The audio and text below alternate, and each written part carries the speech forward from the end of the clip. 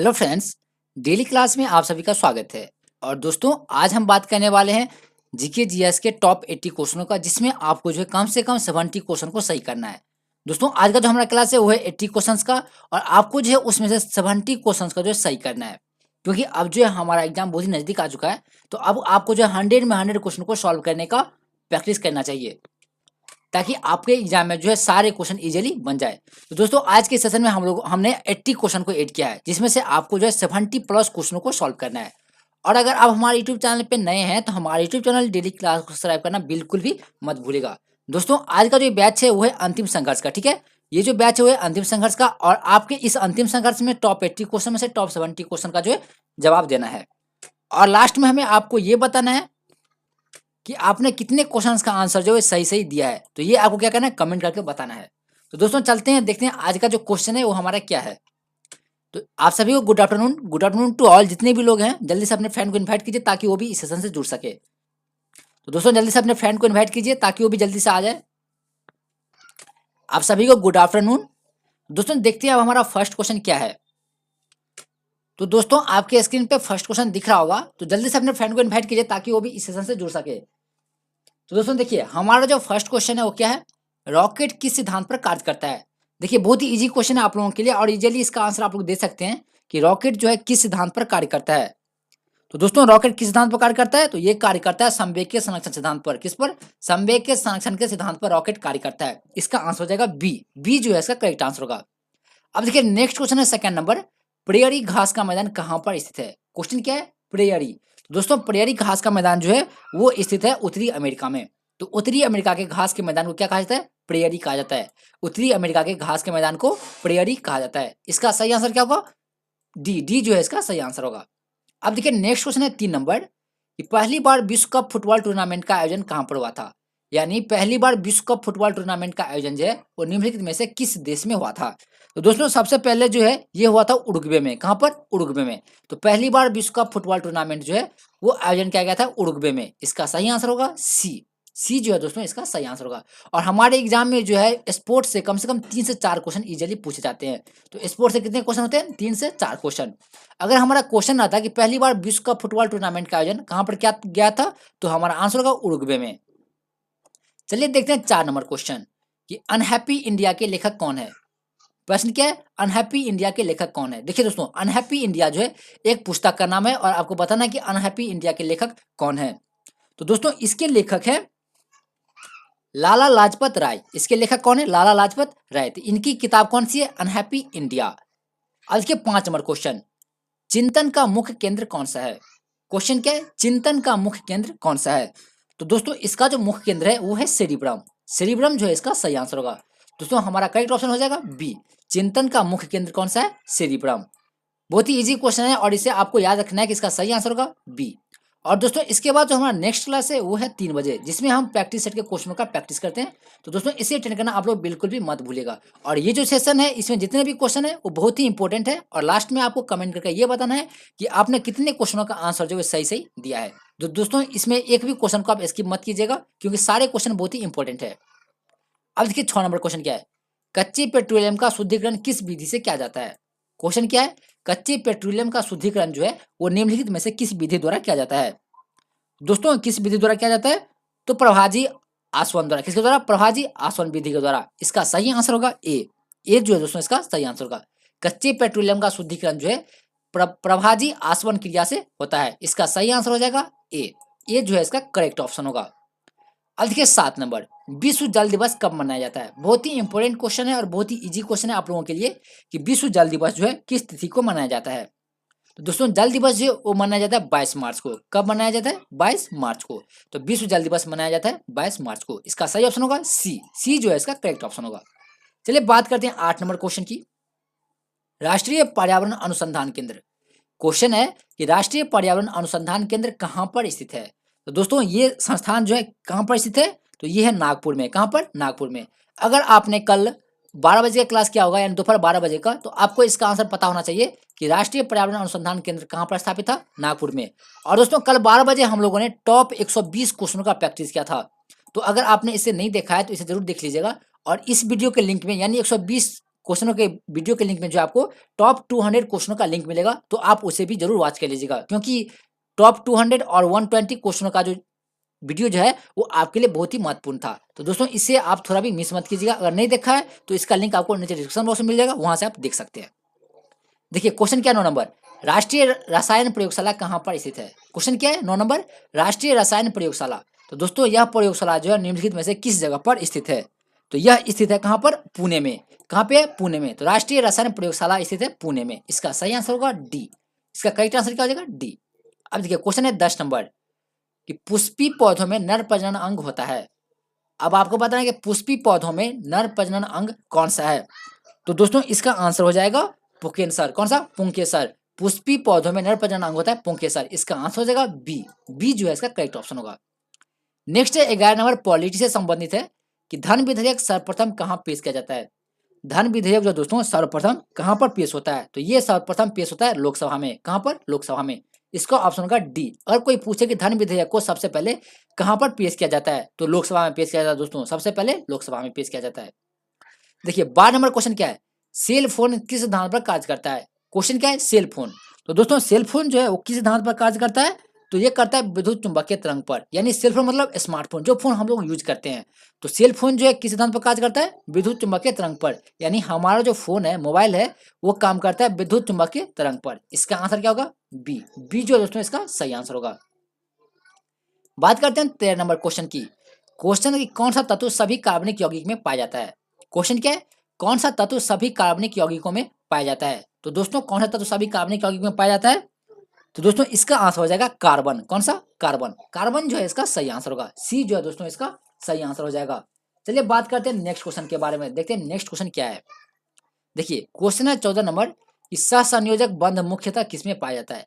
Question क्या है, सहसंयोजक बंध यानी बॉन्ड मुख्यतः किसमें पाया जाता है। तो दोस्तों किसमें पाया जाता है, ये पाया जाता है कार्बनिक यौगिक में। किसमें, कार्बनिक यौगिक में। इसका सही ऑप्शन होगा ए। ए जो है दोस्तों इसका सही ऑप्शन होगा। चलिए बात करते हैं 15 नंबर क्वेश्चन। देखिए, और अगर आपने अभी तक हमारे यूट्यूब चैनल डेली क्लास को सब्सक्राइब नहीं किया है, तो प्लीज इसे सब्सक्राइब करके इस सेशन को अपने दोस्तों के साथ जरूर शेयर कीजिएगा। और दोस्तों इस सेशन में आपको ये बताना है कि आपने लास्ट में कुल कितने क्वेश्चनों का आंसर दिया है, तो ये आपको कमेंट करके बताना है।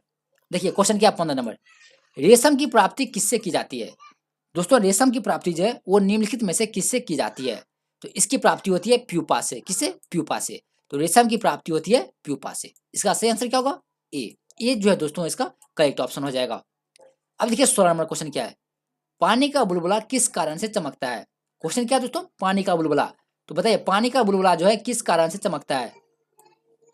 कमेंट कीजिए और बताइए पानी का बुलबुला जो है किस कारण से चमकता है। तो दोस्तों इसके चमकने का कारण है पूर्ण आंतरिक परावर्तन। क्या है, पूर्ण आंतरिक परावर्तन। तो पानी का बुलबुला जो है पूर्ण आंतरिक परावर्तन के कारण चमकता है। इसका आंसर क्या होगा, सी। सी जो है इसका करेक्ट ऑप्शन हो जाएगा। सी क्या होगा, इसका करेक्ट ऑप्शन होगा। अब बात करते हैं 17 नंबर की, कृत्रिम उपग्रह प्रक्षेपित करने वाला प्रथम देश कौन सा है। क्वेश्चन क्या है, कृत्रिम उपग्रह प्रक्षेपित करने वाला प्रथम देश निम्नलिखित में से कौन सा है। तो दोस्तों इसका सही आंसर क्या हो जाएगा, तो इसका सही आंसर होगा यूएसएसआर। कौन सा, रसिया। यूएसएसआर किसका संक्षिप्त रूप है, तो रसिया का यानी रूस का। तो कृत्रिम उपग्रह प्रक्षेपित करने वाला प्रथम देश कौन सा है, तो रूस। कौन सा है, रूस। अब देखिए क्वेश्चन है 18 नंबर कि एप्पल कंपनी के संस्थापक कौन है। क्वेश्चन क्या है दोस्तों, एप्पल कंपनी यानी जो फोन अपने सिक्योरिटी के लिए जाना पहचाना जाता है, वो कौन सा कंपनी है, एप्पल कंपनी। तो बताइए एप्पल कंपनी का संस्थापक कौन है। दोस्तों जल्दी से बताइए, जैसे कि बात कर ले, देखिए बिल गेट्स का। बिल गेट्स जो है वो है माइक्रोसॉफ्ट के संस्थापक, राइट। बिल गेट्स किसके हैं, माइक्रोसॉफ्ट के। जेफ बोजास की बात करें तो जेफ बोजास है अमेजॉन के, ठीक है। अमेजॉन के संस्थापक कौन है, जेफ बोजास। जबकि बात करें मुकेश अंबानी की, तो अभी जो भारत में चल रहा है जियो का सिम यानी रिलायंस का, इसके संस्थापक है मुकेश अंबानी। जबकि स्टीव जॉब्स जो है वो किसके हैं, एप्पल कंपनी के। स्टीव जॉब्स किसके हैं, एप्पल कंपनी के। तो दोस्तों देखिए यहाँ से आपको 4 क्वेश्चन इजीली सॉल्व हो गए कि जेफ बोजेस जो है ये किसके संस्थापक हैं, तो अमेजन के। अमेजन का संस्थापक कौन है, जेफ बोजास। उसके बाद क्या है, बिल गेट्स। बिल गेट्स संस्थापक किसके हैं, तो माइक्रोसॉफ्ट के। और मुकेश अंबानी है रिलायंस जियो के। जबकि एप्पल कंपनी के संस्थापक हैं स्टीव जॉब्स। चलिए बात करते हैं 19 नंबर क्वेश्चन की, उच्च न्यायालय में न्यायाधीशों की संख्या कौन निश्चित करता है। क्वेश्चन है हमारा 19 नंबर कि हाई कोर्ट यानी उच्च न्यायालय में न्यायाधीशों यानी हाई कोर्ट में जजों की संख्या को कौन निश्चित करता है। तो दोस्तों कौन निश्चित करता है, जल्दी से कमेंट कीजिए और बताइए। बहुत ही इजी क्वेश्चन है, उच्च न्यायालय में न्यायाधीशों की संख्या को कौन निश्चित करता है। बिल्कुल सही जवाब है आप लोगों का। इसका आंसर हो जाएगा सी यानी संसद। तो हाई कोर्ट में न्यायाधीशों की संख्या को कौन निश्चित करता है? तो संसद। इसका ऑप्शन होगा सी जो है दोस्तों इसका सही ऑप्शन होगा। चलिए बात करते हैं 20 नंबर। मतदाताओं की आयु सीमा 21 वर्ष से घटाकर 18 वर्ष कब किया गया? क्वेश्चन है कि मतदाताओं की आयु सीमा 21 वर्ष से घटाकर 18 वर्ष जो है वो किस वर्ष किया गया था? तो दोस्तों जल्दी से कमेंट कीजिए किस वर्ष किया गया था। तो दोस्तों वोट डालने की आयु जो है 21 वर्ष से घटाकर 18 वर्ष कब किया गया? तो दोस्तों ये किया गया था 1989 में। भारतीय संविधान में संशोधन करके 1989 में जो है मतदाताओं की आयु सीमा जो 21 वर्ष से घटाकर 18 वर्ष कर दिया गया था। कब किया गया था? 1989 में। इसका सही ऑप्शन क्या होगा दोस्तों? डी जो है इसका करेक्ट ऑप्शन होगा। चलिए बात करते हैं 21 नंबर की। किस संविधान संशोधन के द्वारा मतदाता की आयु सीमा 21 वर्ष से घटाकर 18 वर्ष की गई थी? क्वेश्चन क्या है? किस संविधान संशोधन के द्वारा मतदाता की आयु सीमा 21 से घटाकर 18 वर्ष की गई? अभी जस्ट हम लोगों ने कुछ देर पहले देखा था कि मतदाताओं की आयु सीमा 21 वर्ष से घटाकर 18 वर्ष कब की गई थी? तो 1989 में। और हमने बताया था कि इसे कैसे किया गया था? तो संविधान में संशोधन करके। तो बताइए किस संविधान संशोधन द्वारा जो है मतदाता की आयु सीमा 21 वर्ष से घटाकर 18 वर्ष किया गया था? तो दोस्तों इसका आंसर हो जाएगा 21वां संविधान संशोधन। तो 21वां संविधान संशोधन द्वारा जो है 21 वर्ष से घटाकर 18 वर्ष किया गया मतदान की आयु।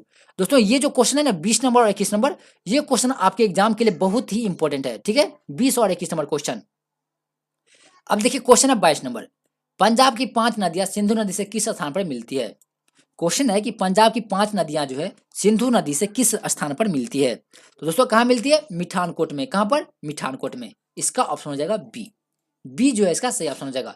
तो पंजाब की जो 5 नदी है वो सिंधु में आकर किस स्थान पर मिलती है? मिठानकोट में। अब देखिए 23 नंबर। निम्न ब्याज दर वाला ऋण क्या कहलाती है? क्वेश्चन है कि निम्न ब्याज दर यानी सबसे कम ब्याज दर वाला ऋण जो है क्या कहलाता है? तो दोस्तों क्या कहलाता है? ये कहलाता है सुलभ ऋण। क्या कहलाता है? सुलभ ऋण। तो निम्न ब्याज दर वाला ऋण कहलाता है सुलभ ऋण।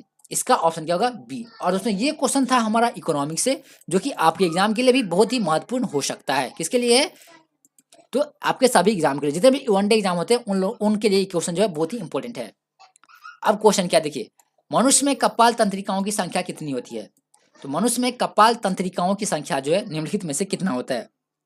तो दोस्तों कितना होता है? 10 जोड़ा। देखिए मनुष्य में कपाल तंत्रिकाओं की संख्या जो है वो होती है 10 जोड़ा। कितना होता है? 10 जोड़ा। इसका ऑप्शन हो जाएगा सी जो है इसका करेक्ट ऑप्शन होगा। देखिए दोस्तों नेक्स्ट क्वेश्चन है 25 नंबर। और देखिए क्वेश्चन बहुत ही इजी है कि राष्ट्रीय योजना में रोलिंग प्लान का सिद्धांत किस सरकार ने दिया था? क्वेश्चन क्या है? राष्ट्रीय योजना में रोलिंग प्लान का सिद्धांत जो है निम्नलिखित में से किस सरकार ने दिया था? तो दोस्तों किस सरकार ने दिया था? इसका ऑप्शन हो जाएगा जनता सरकार ने। किसने? जनता सरकार ने। इसका सही आंसर होगा ए। और दोस्तों आज जो 3 बजे है वो है बिहार पुलिस कांस्टेबल के प्रैक्टिस सेट नंबर 7 का रिवीजन। यानी इससे पहले हम लोगों ने 6 रिवीजन टेस्ट जो कर लिए हैं, और आज हम देखेंगे 3 बजे 7 प्रैक्टिस सेट नंबर 7 का रिवीजन, जो कि हमारे एग्जाम के लिए बहुत ही महत्वपूर्ण होगा। तो दोस्तों रिवीजन क्लास जो है वो है 3 बजे प्रैक्टिस सेट नंबर 7 का, तो इसे अटेंड करना आप लोग बिल्कुल भी मिस मत कीजिएगा। अब देखिए 26 नंबर क्वेश्चन। स्वतंत्र भारत के प्रथम विधि आयोग की स्थापना कब की गई? क्वेश्चन है स्वतंत्र भारत के प्रथम विधि आयोग की स्थापना जो है किस वर्ष की गई थी? तो दोस्तों किस वर्ष हुई थी? तो इसकी स्थापना हुई थी 1955 में। तो 1955 में जो है स्वतंत्र भारत के प्रथम विधि आयोग की स्थापना हुई थी। कब हुई थी? 1955 में। चलिए बात करते हैं 27 नंबर क्वेश्चन की। पुष्टि मार्ग के संस्थापक कौन थे? क्वेश्चन क्या है? पुष्टि मार्ग के संस्थापक कौन थे? तो दोस्तों 27 नंबर क्वेश्चन का आंसर क्या हो जाएगा? पुष्टि मार्ग के संस्थापक निम्नलिखित में से कौन है? तो दोस्तों इसके संस्थापक थे वल्लभाचार्य। कौन थे? वल्लभाचार्य। इसका ऑप्शन होगा सी जो है इसका करेक्ट ऑप्शन होगा। चलिए बात करते हैं 28 नंबर क्वेश्चन की। ब्रिटिश ईस्ट इंडिया कंपनी ने, क्वेश्चन की ब्रिटिश ईस्ट इंडिया कंपनी ने अपनी प्रथम फैक्ट्री कहां पर स्थापित किया था? देखिए दोस्तों इसका तो बिना ऑप्शन का आप आंसर दे दीजिएगा कि ब्रिटिश ईस्ट इंडिया कंपनी ने अपनी प्रथम फैक्ट्री जो है कहां पर स्थापित की थी? तो दोस्तों कहां पर स्थापित की थी? बहुत ही अच्छा, कहां पर स्थापित की थी? इसका आंसर हो जाएगा सूरत में। कहां पर? सूरत में।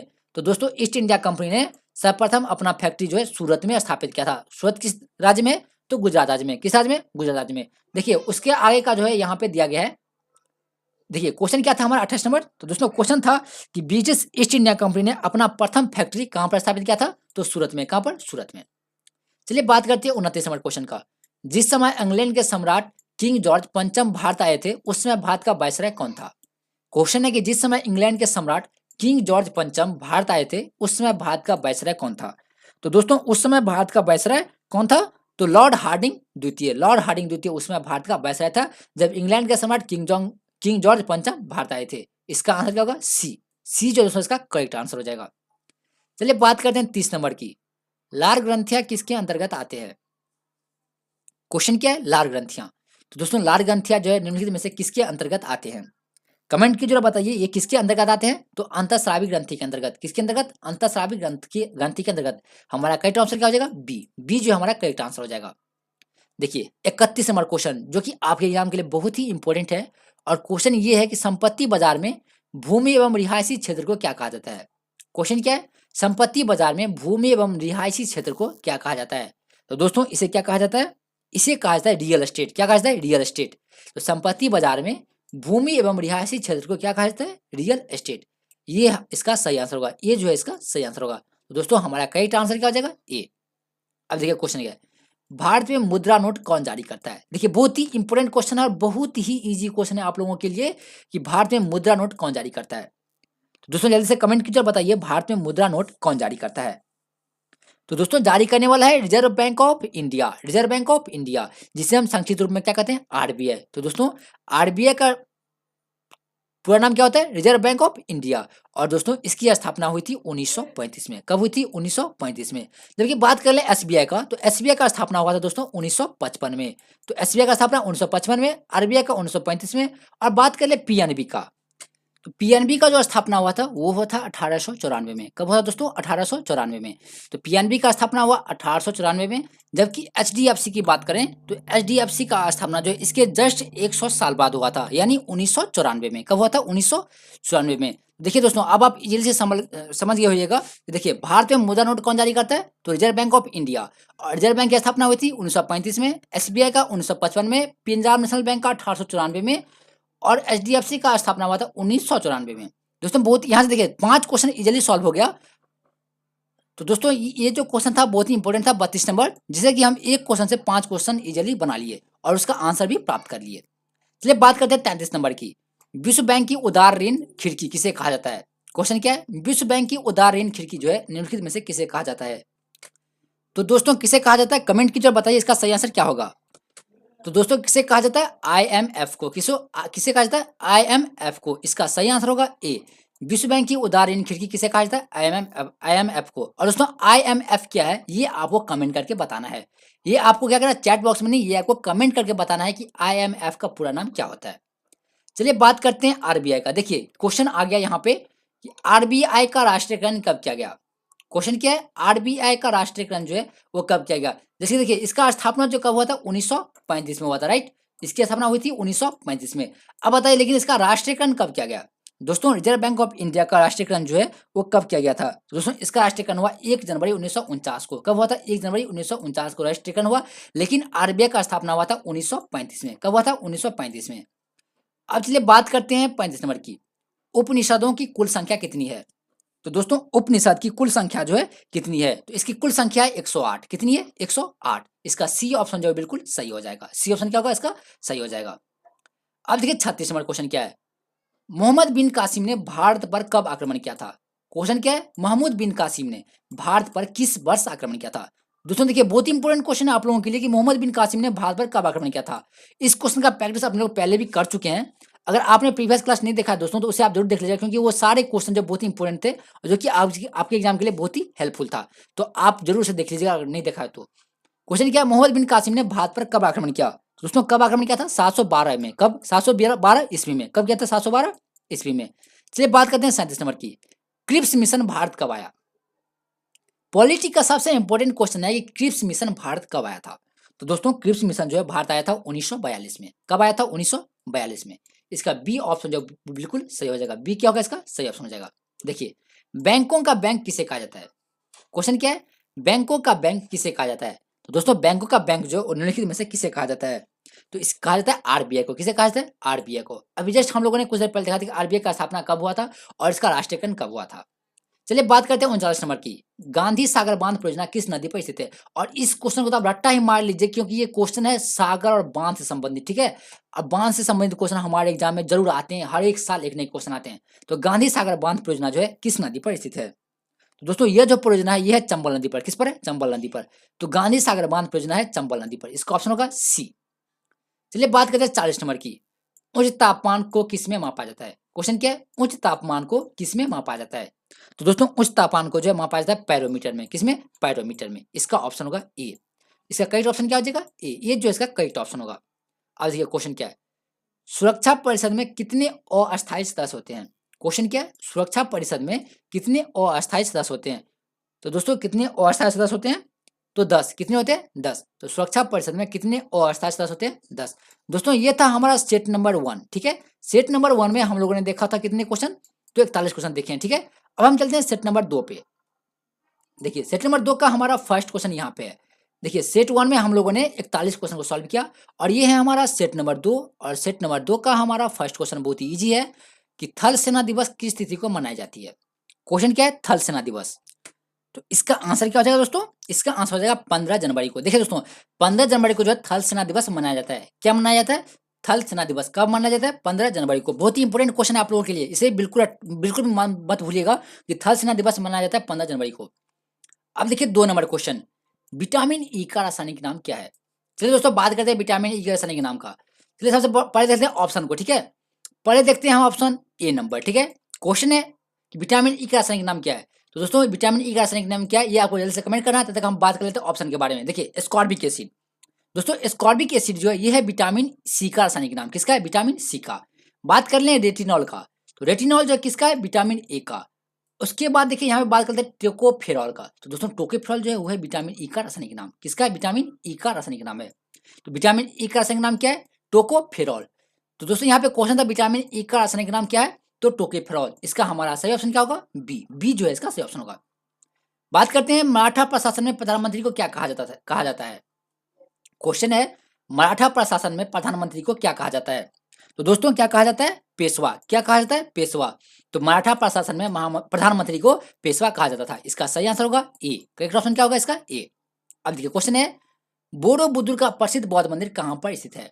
बहुत ही इंपॉर्टेंट क्वेश्चन है आपके एग्जाम के लिए कि बोरोबुदुर का प्रसिद्ध बौद्ध मंदिर कहाँ पर स्थित है? तो दोस्तों 4 का आंसर क्या हो जाएगा? तो दोस्तों ये जो स्थित है ये है जावा में। कहाँ पे? जावा में। देखिए ये कोई प्रोग्रामिंग लैंग्वेज नहीं है जावा सी प्लस, ये क्या है? जगह का नाम है। ठीक है, तो बोरोबुदुर का प्रसिद्ध बौद्ध मंदिर कहाँ पर स्थित है? जावा में। इसका सही ऑप्शन होगा सी। सी जो है इसका सही आंसर होगा। अब देखिए 5 नंबर क्वेश्चन, भारत के किस राज्य को अन्न का भंडार कहा जाता है? क्वेश्चन क्या है, भारत के किस राज्य को जो है अन्न का भंडार कहा जाता है? देखिए यहाँ पे ऑप्शन दिया गया हमारा बिहार, उत्तर प्रदेश, हरियाणा और पंजाब। तो दोस्तों भारत के किस राज्य को अन्न का भंडार कहा जाता है? तो पंजाब को। किसको? पंजाब को। पंजाब जो है हमारा सही आंसर होगा और इसका सही ऑप्शन हो जाएगा डी। इसका सही ऑप्शन क्या होगा? डी। डी जो है इसका सही ऑप्शन होगा। चलिए बात करते हैं 6 नंबर क्वेश्चन की, औद्योगिक क्रांति सर्वप्रथम किस देश में हुई? और दोस्तों अगर आपने अभी तक इस सेशन को लाइक नहीं किया तो प्लीज इस सेशन को लाइक करके अपने दोस्तों के साथ जरूर शेयर कीजिएगा। और दोस्तों ये जो सेशन है ना वो आपके लिए बहुत ही इंपॉर्टेंट है, तो आप एक भी क्वेश्चन को स्किप मत कीजिएगा। देखिए दोस्तों जितने भी क्वेश्चन करवाए जा रहे हैं सारे इंपॉर्टेंट है क्वेश्चन आपके एग्जाम के लिए। आप देखिए बिहार पुलिस की बात करें या एसएससी की बात करें तो ये क्वेश्चन जो है आपके हर एक एग्जाम के लिए बहुत ही इंपॉर्टेंट है। अगर आप आरआरबी की तैयारी करें, एनटीपीसी ग्रुप डी की, जितने भी वन डे एग्जाम होते हैं सारे के लिए जो है बहुत ही इंपॉर्टेंट है। क्वेश्चन क्या, औद्योगिक क्रांति सर्वप्रथम किस देश में हुई? तो बताइए औद्योगिक क्रांति जो है सर्वप्रथम किस देश में हुई? तो दोस्तों ये हुई थी इंग्लैंड में। कहां पर? इंग्लैंड में। इसका सही ऑप्शन होगा डी। डी जो दोस्तों इसका सही ऑप्शन होगा। और ये जो क्वेश्चन की बात करें ना ये क्वेश्चन है आरआरबी ग्रुप डी की। किसकी क्वेश्चन है? आरआरबी ग्रुप डी की। चलिए बात करते हैं 7 नंबर की, एनटीपीसी का क्वेश्चन। एनटीपीसी का क्वेश्चन है 7 नंबर। क्वेश्चन है कि बरौनी ताप बिजली घर किस राज्य में स्थित है? क्वेश्चन क्या है, बरौनी ताप बिजली घर। तो दोस्तों बरौनी ताप बिजली घर जो है किस राज्य में स्थित है? तो यह किस राज्य में? बिहार राज्य में। कहां पर है? बिहार राज्य में। बरौनी किस राज्य में दोस्तों? बिहार राज्य में। इसका सही ऑप्शन क्या होगा? बी। बी जो है इसका सही ऑप्शन होगा। चलिए बात करते हैं 8 नंबर क्वेश्चन की।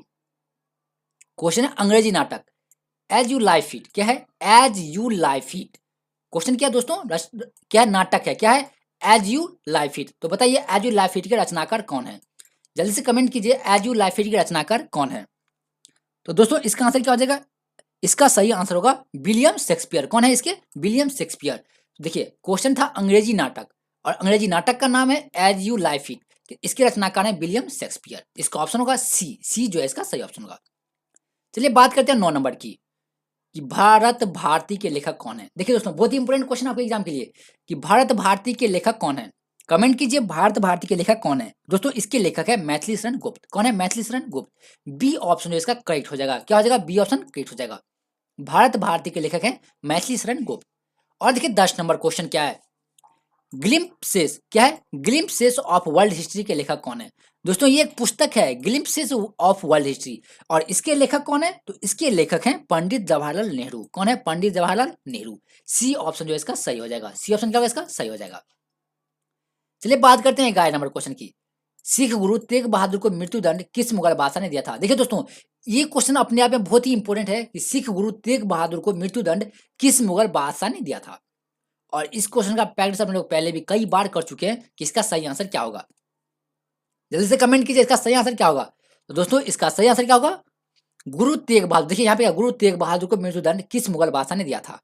तो दोस्तों इसका आंसर क्या हो जाएगा? औरंगजेब। क्या हो जाएगा? औरंगजेब। तो सिख गुरु तेग बहादुर को मृत्युदंड औरंगजेब ने दिया था। और दोस्तों औरंगजेब जो है किसका पुत्र था? तो औरंगजेब जो है वो शाहजहां का पुत्र था। किसका? शाहजहां का। किसका पुत्र था? शाहजहां का। और दोस्तों ये किस वंश का था? तो मुगल वंश के। और मुगल वंश के संस्थापक कौन थे? बाबर। और इसकी स्थापना कब हुई थी? 1526 में, यानी पानीपत के युद्ध के पश्चात। तो इसका सही आंसर क्या होगा? सी जो है इसका सही आंसर होगा। और इसके पिता का नाम था शाहजहां, और मुगल वंश के संस्थापक कौन थे? बाबर। अब देखिए क्वेश्चन है, भारत को गणतंत्र कब घोषित किया गया? क्वेश्चन क्या है? भारत को गणतंत्र जो है वो किस वर्ष घोषित किया? दोस्तों बहुत इजी क्वेश्चन है आप लोगों के लिए, कि कब घोषित किया गया? तो 26 जनवरी 1950 को भारत को गणतंत्र जो है वो कब घोषित किया गया? 26 जनवरी 1950 को। अब देखिए 13 नंबर क्वेश्चन क्या है? 13 नंबर, भारतीय नागरिकता को किस देश के संविधान से उधार दिया गया है? दोस्तों देखिए यहाँ पे क्वेश्चन थोड़ा नेक्स्ट स्लाइड में आधा, तो आपको ये बताना है कि भारतीय नागरिकता को किस देश के संविधान से उधार दिया गया है। जल्दी से कमेंट कीजिए और बताइए इसका सही आंसर क्या होगा। दोस्तों कहां से लिया गया है? इंग्लैंड से। कहां से? इंग्लैंड से। चलिए देखते हैं नेक्स्ट स्लाइड में इसका दिया गया है ऑप्शन। देखिए यहाँ पे आपको ऑप्शन दिख रहा होगा। देखिए यहाँ से आधा question next slide previous slide में था। क्वेश्चन था हमारा, क्वेश्चन क्या था हमारा दोस्तों, कि भारतीय नागरिकता को किस देश के संविधान से उधार लिया गया था। तो बताइए यानी किस देश से प्राप्त किया गया था? तो कहां से प्राप्त किया गया था? तो दोस्तों इंग्लैंड से। कहां से? इंग्लैंड से। ए ऑप्शन जो है इसका सही हो जाएगा। ए ऑप्शन क्या होगा इसका? सही होगा। बात करते हैं 14 नंबर की। हरगोविंद खुराना को नोबेल पुरस्कार किस क्षेत्र में दिया गया था? तो प्रोफेसर हरगोविंद खुराना जो एक साइंटिस्ट थे दोस्तों, तो हरगोविंद खुराना को नोबेल पुरस्कार किस क्षेत्र में दिया गया था? तो दोस्तों किस क्षेत्र में दिया गया था? तो इसे दिया गया था चिकित्सा के क्षेत्र में। किस क्षेत्र में? चिकित्सा के क्षेत्र में। नेक्स्ट है 15 नंबर। क्वेश्चन क्या है कि सर्वेंट्स ऑफ इंडिया सोसाइटी की स्थापना किसने की थी? क्वेश्चन क्या है? Servants of India society. तो दोस्तों इसकी स्थापना जो है किसने किया था? तो गोपाल कृष्ण गोखले ने। किसने? गोपाल कृष्ण गोखले ने। बी ऑप्शन जो इसका करेक्ट हो जाएगा। बी ऑप्शन क्या होगा इसका? सही हो जाएगा। सर्वेंट्स ऑफ इंडिया सोसाइटी की स्थापना की थी गोपाल कृष्ण गोखले। और दोस्तों अगर आपने अभी तक हमारे यूट्यूब चैनल डेली क्लास को सब्सक्राइब नहीं किया तो प्लीज उसे सब्सक्राइब करके अपने दोस्तों के साथ जरूर शेयर कीजिएगा इस सेशन को। क्वेश्चन क्या है? जापान ने रूस को कब पराजित किया?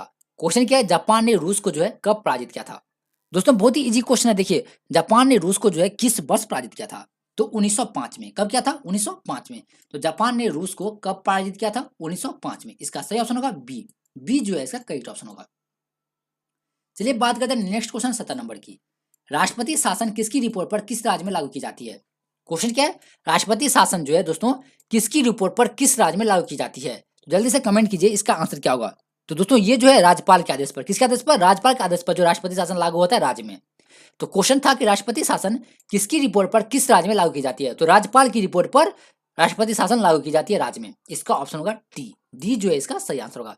दोस्तों राष्ट्रपति शासन जो है उस राज्य में राज्यपाल के आदेश पर ही लागू होगा। इसका सही ऑप्शन होगा डी। अब देखिए क्वेश्चन क्या 18 नंबर। क्रिकेट के जन्मदाता किसे माना जाता है? क्वेश्चन क्या है? क्रिकेट का जन्मदाता। देखिए दोस्तों आप सभी क्रिकेट देखते होंगे और क्रिकेट आप सभी का फेवरेट भी होगा। तो आप बताइए क्रिकेट के जन्मदाता किसे माना जाता है? बहुत ही इंपॉर्टेंट क्वेश्चन है आप लोगों के लिए, बहुत ही इजी है कि क्रिकेट के जन्मदाता किसे माना जाता है। तो दोस्तों क्रिकेट का जन्मदाता माना जाता है इंग्लैंड को। किसे? इंग्लैंड को। डी ऑप्शन जो इसका सही हो जाएगा। डी ऑप्शन क्या होगा इसका? सही होगा। अब देखिए क्वेश्चन है 19 नंबर। हिंदी के कवि रस खान। रस खान क्या एक कवि है हिंदी के? तो अब बताइए हिंदी के कवि रस खान किस धारा के कवि थे? क्वेश्चन क्वेश्चन है कि हिंदी के कवि रस खान जो है वो किस धारा के कवि थे? दोस्तों किस धारा के कवि थे? निर्गुण धारा के। किस धारा के? निर्गुण धारा के। इसका सही ऑप्शन होगा बी। बी जो है इसका करेक्ट ऑप्शन होगा। अब देखिए क्वेश्चन है 20 नंबर कि अंतर्राष्ट्रीय न्यायालय किस देश में स्थित है? क्वेश्चन बहुत ही इजी है कि अंतर्राष्ट्रीय न्यायालय किस देश में स्थित है? तो दोस्तों अंतर्राष्ट्रीय न्यायालय जो है वो मतलब विश्व के किस देश में स्थित है? तो ये स्थित है नीदरलैंड में। कहां पर? नीदरलैंड में। इसका ऑप्शन हो जाएगा ए। ए जो है इसका सही ऑप्शन होगा। अब देखिए नेक्स्ट क्वेश्चन है 21 नंबर। पंचतंत्र के लेखक कौन है? तो दोस्तों पंचतंत्र के लेखक कौन है? विष्णु शर्मा। कौन है? विष्णु शर्मा। इसका ऑप्शन हो जाएगा बी। पंचतंत्र के लेखक है विष्णु शर्मा। इसका सही ऑप्शन हो जाएगा बी। अब देखिए दोस्तों क्या है, भारत का सबसे पहला मानी सबसे बड़ा बंदरगाह कौन सा है? क्वेश्चन क्या है, भारत का सबसे बड़ा बंदरगाह दोस्तों। तो भारत का जो सबसे बड़ा बंदरगाह है वो कौन सा है? तो दोस्तों वर्तमान में भारत का सबसे बड़ा बंदरगाह है मुंबई बंदरगाह। कौन सा? मुंबई बंदरगाह। वर्तमान में भारत का सबसे बड़ा बंदरगाह है मुंबई। क्या होगा? मुंबई। सी ऑप्शन जो इसका सही हो जाएगा। अब देखिए भारत का सबसे गहरा बंदरगाह। क्वेश्चन क्या है दोस्तों, नेक्स्ट क्वेश्चन 23 नंबर, कि भारत का सबसे गहरा। इससे पहले हम लोगों ने बात किया था सबसे बड़ा कौन सा था? मुंबई। और सबसे गहरा बंदरगाह जो है वो कौन सा है? तो सबसे गहरा है विशाखापत्तनम। कौन सा? विशाखापत्तनम। डी ऑप्शन जो है इसका बिल्कुल सही हो जाएगा। डी ऑप्शन क्या होगा इसका? सही हो जाएगा। क्वेश्चन है, संयुक्त राष्ट्र संघ का सबसे प्रमुख अंग कौन सा है? दोस्तों संयुक्त राष्ट्र संघ का सबसे प्रमुख अंग जो है निम्नलिखित में से कौन सा है? तो सबसे प्रमुख अंग कौन सा है? सुरक्षा परिषद। कौन सा है? सुरक्षा परिषद। सी ऑप्शन जो है इसका बिल्कुल सही हो जाएगा। सी ऑप्शन जो है इसका सही हो जाएगा। अब बात करते हैं 25 नंबर, आग की खोज किस काल में हुआ था? और दोस्तों जैसे कि आप सभी को पता है कि इस सेशन में आपको जो है लास्ट में ये बताना है कि आपने कितने क्वेश्चन का आंसर जो है वो सही सही दिया है। तो ये आपको कमेंट करके बताना है। तो देखिए 25 नंबर क्वेश्चन था हमारा, आग की खोज किस काल में हुआ था? देखिए बहुत ही इंपोर्टेंट क्वेश्चन है और इस क्वेश्चन का प्रैक्टिस आप लोग पहले भी कर चुके हैं कि आग की खोज जो है किस काल में हुआ था। तो इसका खोज हुआ था पूरा पाषाण काल में। किसमें? पूरा पाषाण काल में। ए ऑप्शन जो है इसका बिल्कुल सही हो जाएगा। आग की खोज किस काल में हुई थी? पूरा पाषाण काल में। चलिए बात करते हैं 26 नंबर क्वेश्चन की, नेपोलियन की पराजय किस युद्ध में हुआ था? देखिए बहुत ही इंपोर्टेंट क्वेश्चन है हिस्ट्री का और सबसे इंपोर्टेंट मानने वाला क्वेश्चन है अभी तक का, यूपीएससी के लिए भी इंपोर्टेंट मानने वाला क्वेश्चन है। नेपोलियन की पराजय किस युद्ध में हुआ था? दोस्तों नेपोलियन की पराजय जो है किस युद्ध में हुआ था? और ये क्वेश्चन जो है वनडे से लेकर के जितने भी इंपोर्टेंट एग्जाम होते हैं, बात कर लें एसएससी की, स्टेट पुलिस की, यूपीएससी की, बीपीएससी की, यूपीपीएससी की, सारे एग्जाम के लिए ये क्वेश्चन बहुत ही इंपोर्टेंट है कि नेपोलियन की पराजय किस युद्ध में हुआ था। तो दोस्तों किस युद्ध में हुआ था? तो वाटरलू का युद्ध में। किसमें? वाटरलू के युद्ध में। नेपोलियन की पराजय जो है वो किस युद्ध में हुआ था? वाटरलू का युद्ध में। और आपको कमेंट करके बताना है कि वाटरलू का युद्ध जो है वो किस वर्ष हुआ था। ये आपको कमेंट करना है कि वाटरलू का युद्ध जो है किस वर्ष हुआ था। चलिए दोस्तों देखते हैं नेक्स्ट क्वेश्चन 27 नंबर। क्वेश्चन है हमारा 27 नंबर कि यूरोप में राष्ट्रवाद का जन्मदाता किसे माना जाता है? क्वेश्चन क्या है? यूरोप में राष्ट्रवाद का जन्मदाता निम्नलिखित में से किसे माना जाता है? तो दोस्तों किसे माना जाता है? तो नेपोलियन बोनापार्ट को। किसे? नेपोलियन बोनापार्ट को। इसका सही आंसर होगा डी। डी जो है इसका सही आंसर होगा। यूरोप में राष्ट्रवाद के जन्मदाता किसे माना जाता है? नेपोलियन को। चलिए बात करते हैं 28 नंबर क्वेश्चन की। और देखिए क्वेश्चन है 28 नंबर कि दिल्ली के लाल किले का निर्माण किसने करवाया था? देखिए बच्चों वाली क्वेश्चन आ गया यहाँ पे कि दिल्ली के लाल किले का निर्माण किसने करवाया था? तो आप सभी को पता है कि दिल्ली की लाल किले का निर्माण करवाया था शाहजहां ने। और दोस्तों ताजमहल का निर्माण किसने करवाया था? शाहजहां ने करवाया था। और लाल किले का निर्माण शाहजहां ने ही करवाया था। अब देखिए 29 नंबर क्वेश्चन क्या है, उच्च न्यायालय के न्यायाधीशों की सेवानिवृत्ति की सीमा क्या है? उच्च न्यायालय के न्यायाधीशों की सेवानिवृत्ति यानी रिटायरमेंट की आयु सीमा जो है क्या है? तो दोस्तों इसकी आयु सीमा कितनी है? तो इसकी आयु सीमा है 62 वर्ष। इसकी आयु सीमा कितनी है? 62 वर्ष। बी ऑप्शन जो इसका बिल्कुल सही हो जाएगा। बी ऑप्शन क्या होता है इसका? बिल्कुल सही हो जाएगा। अब देखिए गुगली शब्द किस खेल से संबंधित है? और देखिए दोस्तों ये जो शब्द वाली क्वेश्चन है ना वो बिहार पुलिस के लिए बहुत ही इंपॉर्टेंट है। और यहाँ पे गुगली शब्द, बताइए गुगली शब्द किस खेल से संबंधित है? तो गुगली खेल जो है दोस्तों वो किस खेल से? क्रिकेट से संबंधित है। किससे? क्रिकेट से। इसका सही ऑप्शन हो जाएगा सी। सी जो है इसका सही ऑप्शन होगा। गुगली शब्द का संबंध जो है वो है क्रिकेट से। अब देखिए क्वेश्चन है, विश्व जनसंख्या दिवस किस तिथि को मनाई जाती है? क्वेश्चन क्या है? विश्व जनसंख्या दिवस। तो दोस्तों विश्व जनसंख्या दिवस जो है हर एक साल किस तिथि को मनाया जाता है? तो ये मनाया जाता है 11 जुलाई को। 11 जुलाई को जो विश्व जनसंख्या दिवस मनाया जाता है। इसका सही ऑप्शन क्या होगा? डी। दोस्तों इसका करेक्ट ऑप्शन क्या होगा? डी। अब देखिए 32 नंबर, भरतनाट्यम किस राज्य की लोक नृत्य है? क्वेश्चन क्या है? भरतनाट्यम किस राज्य की लोक नृत्य है? तो बताइए भरतनाट्यम किस राज्य की लोक नृत्य है? तो दोस्तों ये जो है तमिलनाडु की लोक नृत्य है। कहाँ की? तमिलनाडु की। तो भरतनाट्यम जो है वो तमिलनाडु की लोक नृत्य है। क्वेश्चन है 33 number, the wealth of Nations क्या है? द वेल्थ ऑफ नेशंस की लेखक कौन है? दोस्तों ये जो है ना एक पुस्तक का नाम है। पुस्तक का नाम क्या है? The wealth of Nations. और इसके लेखक कौन है? तो इसके लेखक है एडम स्मिथ। कौन है? Adam Smith. The wealth of Nations के लेखक है एडम स्मिथ। चलिए बात करते हैं 34 नंबर का। और देखिए बच्चों वाली क्वेश्चन है यहाँ पे 34 नंबर कि भारत का राष्ट्रीय फूल क्या है? दोस्तों कंफ्यूजन नहीं होना चाहिए, इसका आंसर आपको जल्दी से कमेंट करना है कि भारत का राष्ट्रीय फूल क्या है। जल्दी से कमेंट कीजिए, इसके लिए आपको मिलता है 5 सेकंड और कमेंट कीजिए भारत का राष्ट्रीय फूल क्या है। तो दोस्तों भारत का जो राष्ट्रीय फूल है वो क्या है? कमल। क्या है? कमल है। इसका सही आंसर होगा बी। भारत का राष्ट्रीय फूल है कमल। अब देखिए क्वेश्चन है 35 नंबर, मेजर ध्यानचंद का संबंध किस खेल से है? क्वेश्चन क्या है? मेजर ध्यानचंद का संबंध जो है वो किस खेल से है? तो दोस्तों इसका संबंध जो किस खेल से? हॉकी से। किससे? हॉकी से। और दोस्तों जैसे कि आप सभी को बता दूं कि हॉकी जो है वो भारत का राष्ट्रीय खेल नहीं है, क्योंकि इसका उल्लेख जो संविधान में नहीं किया गया है। देखिए, भारत का जो राष्ट्रीय खेल वो हॉकी नहीं है, और भारत का राष्ट्रपिता जो है वो महात्मा गांधी जी नहीं है। वैसे अपने लोग बोलचाल की भाषा में उसे राष्ट्रपिता कह देते हैं, महात्मा गांधी, और राष्ट्रीय खेल है हॉकी। लेकिन इसका उल्लेख जो है दोस्तों वो संविधान में नहीं किया गया है। संविधान में जो है वो नहीं किया गया है। अगर आप बीपीएससी या यूपीएससी की तैयारी कर रहे होंगे तो आपको अच्छे से पता होगा कि हॉकी जो है वो भारत का राष्ट्रीय खेल नहीं है, क्योंकि इसका उल्लेख संविधान में नहीं किया गया है। और महात्मा गांधी जो है वो भी भारत के राष्ट्रपिता नहीं है, क्योंकि उसका भी उल्लेख भारतीय संविधान में नहीं किया गया है। चलिए बात करते हैं 36 नंबर क्वेश्चन की। भारत के किस राज्य में एक प्रकार के सिविल कानून लागू है? क्वेश्चन क्या है? भारत के किस राज्य में एक प्रकार का सिविल कानून लागू हुआ है? दोस्तों किस राज्य में? गोवा में। किस राज्य में? गोवा राज्य में। डी ऑप्शन जो है इसका बिल्कुल सही हो जाएगा। चलिए बात करते हैं 37 नंबर की। दिल्ली के लाल किले में मोती मस्जिद का निर्माण किसने करवाया था?